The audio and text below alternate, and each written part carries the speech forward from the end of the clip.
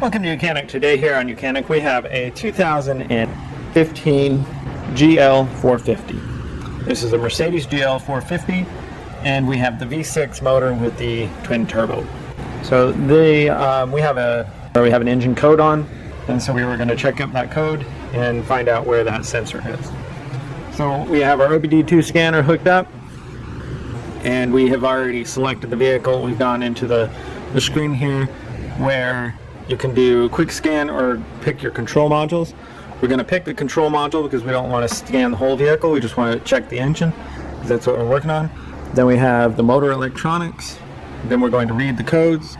And we have the P044400, which is the purge valve of the evaporative emission control system, is what we're looking for, right?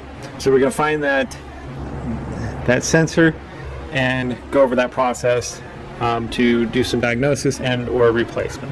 The sensor that you're looking for is this sensor right here. It's called the purge valve, and it has a one-way direction, and so sometimes the diaphragm inside wears out and it'll allow air to leak, so it can be internal and why you would need to replace it, or the line that comes to it or the line that goes out is got a leak, and so the pressure that the sensor is supposed to be detecting is off. And now this whole system can be, because this goes all the way back to, say, a vapor canister that's by the fuel tank or in another component, so it can be something more to look into.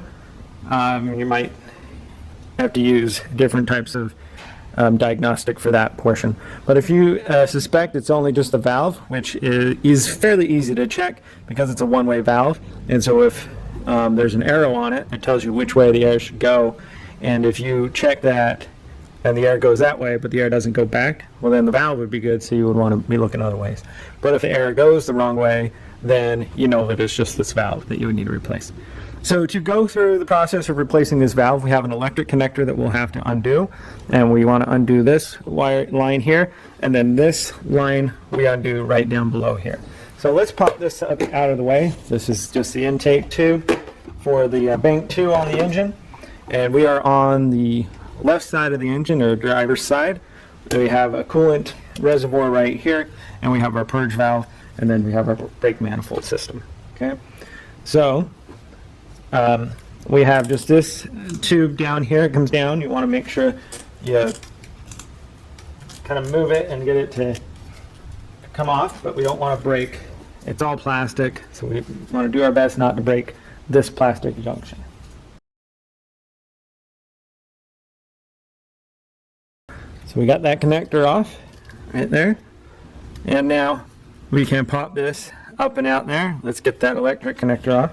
It's like all the other connectors where you've got to pull the safety lock back, and then you'll be able to depress the connector and undo it. Now this is where you get to, we have this connector that it's a two-way connector. You just pull this tab back just a teeny bit. I don't know if you can see it very well, but you pull this little clip and then that unlocks, and then if you reach around on the back, and we got to spin this to one side or the other, there is a little tab that we need to depress, and then we can pull this out and remove the whole purge valve. When you buy one, this is what you're going to get. You're going to get all of this. You might not get this little bracket, so you'll just need to remove this and put it for your new one. But this is the lock. So when they're both together, you can't depress the back to unlock it. So that's why you just need to pull this little tab out a little bit. It'll come all the way out, but it should, you kind of want it to stay there so you don't lose it, right? And then if you, like I said, you got to spin that purge valve a little bit, and then there is a little button on the back here that you can depress, and then that way you'll be able to pull the purge valve up. Now when you're installing your new one, it's not as intensive to get a new one on.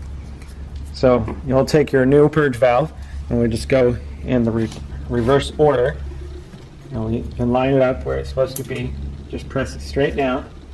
That locks into place. Then make the double lock on, and then be able to connect your electrical connector Put that all set back into place. Then route your valve tube down here and be able to work that on there. So it's good and snug and tight there. And then we've replaced that. And go ahead and install your air tube, your other cover, and now we can go to the process of clearing the code out of the system because we've replaced it. So we'll just hit the erase button, we'll hit yes, and it says the codes are cleared, and it's saying that there is no fault codes that have come back immediately. Drive your car for a week or so and then see that it comes back on.